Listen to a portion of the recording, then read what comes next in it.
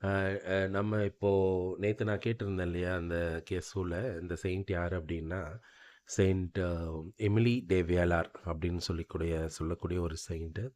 இவங்க வந்து French Nobel woman, அதாவது வந்து ஃப்ரெஞ்சு நாட்டில் ஒரு மிகப்பெரிய அரச குடும்பத்தில் பிறந்தவங்க. அவங்க தந்தை வந்து ஒரு அரசு அதிகாரியாக இருந்தவர். ரொம்ப பண வசதி, ரொம்ப செல்வ செழிப்போடு வாழ்ந்துட்டு இருந்த ஒரு பெண் அவங்க. சின்ன வயசுலேருந்தே 12 வயசுலேருந்தே வந்து இவங்களுக்கு ரொம்ப அளவுக்கு அதிகமான விசுவாசம் ஏற்பட்டது. இவங்க அம்மா வந்து ஒரு கிறிஸ்தவர், இவங்க அப்பா வந்து கிறிஸ்தவத்தை சாராத ஒருவர். அதனால் வந்து அவர் வந்து அவருக்கு வந்து கிறிஸ்தவ மதம் பிடிக்காது. ஆனால் அவங்க அம்மா அதை பற்றி நிறைய சொல்லி சொல்லி வளர்த்ததுனால சின்ன வயசுலேருந்தே இவங்க அந்த கற்பு நெறி தவறாமல் வாழ்ந்துட்டு இருந்தாங்க.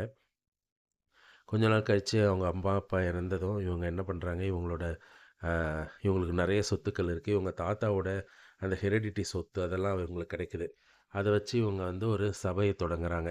இவங்க வந்து செயின்ட் ஜோசப்ஸ் ஆஃப் அப்பாரிஷன் அப்படின்னு சொல்லிட்டு ஒரு சபையை ஆரம்பித்து அந்த சபையை வந்து அது மூலம் ஏழைகளுக்கு கல்வி உதவி, ப படிப்பு, அப்புறம் வந்து உணவு, தங்குமிடம் இதெல்லாம் கொடுத்து உதவி செஞ்சு பெரிய லெவலில் செஞ்சுட்டு இருக்காங்க.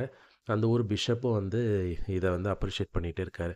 இந்த நேரத்தில் வந்து இவருடைய உறவினர்களுடைய இதனாலேயும் இவருடைய அந்த பணத்து மேலே கான்சன்ட்ரேட் பண்ணாமல் உதவி செஞ்சுட்டே இருந்ததுனால என்ன ஆயிடுச்சுன்னா, இவரோட மிஸ்மேனேஜ்மெண்ட் மாதிரி கன்சிடர் பண்ணி இவரோட சொத்துக்கள், இவரோட நிலைமை வந்து மோசமாகுது.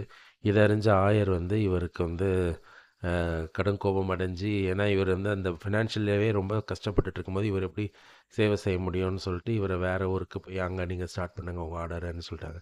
ஆனால் அவங்க மனம் தளராமல் வேறு ஊருக்கு போய் அந்த ஊரில் வந்து மார்செலி அப்படின்ற ஊருக்கு போய் அங்கே வந்து ஆரம்பித்து மிகப்பெரிய லெவலில் வந்து அவங்களோட அந்த சமூக பணியை வந்து செஞ்சிட்ருக்குறாங்க.